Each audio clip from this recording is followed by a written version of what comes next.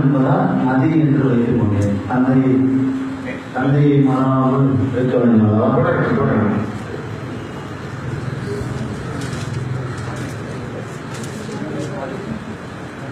கவிஞர் நதி.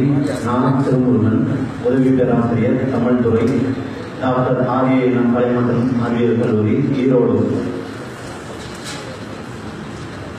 அலைபேசியில் விளையாட்டு, புராணத்தில் புது கவிதை, கீச்சகத்தில் கட்டுரை, முகநூலில் படங்கள், இணையத்தில் உலகம் அறிதல், கணினியில் காலம், வலையொலியில் வாழ்க்கையை நகர்த்தி கொண்டிருக்கும் இன்றைய உலகத்தில் பேசுவது என்பது குறைந்து கொண்டே இருக்கிறது. அலைபேசியில் மட்டும்தான்.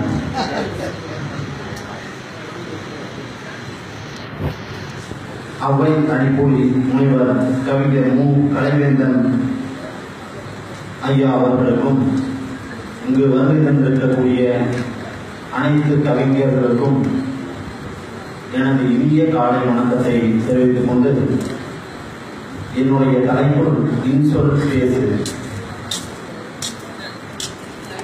அன்பும் அறமும் கொடு, நன் மக்களிடம் இன்சொல் பேசு, ஈதலின் மூலம் சொலிக்காதே, உறவுகளை நேசி, உழைப்பை கொடு, ஊதியம் பெறு, எங்கு சென்றாலும் ஏமாற்றாதே. ஐம்பூதங்கள் காத்து, ஒழுக்கம், ஒற்றுமை, ஓதல் நன்றே, உயிர் காக்கும் நெல்லிக்கனி அவ்வைக்கே அது பொருந்தும் கனி. உயிர் காக்கும் நெல்லிக்கனி அவ்வைக்கே அது பொருந்தும் கனி. அவ்வை சொல் கேள், படி, பண்பாய் இரு, பாராட்ட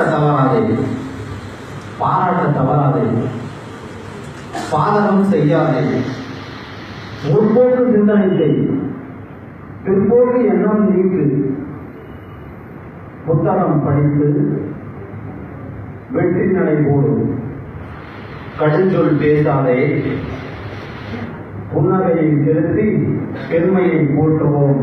அனைவருக்கும் நன்றி கூறி விடைபெறுகிறேன். நன்றி, வணக்கம். கொங்கு நாட்டு கவி இருந்தார். கொங்கு நாட்டு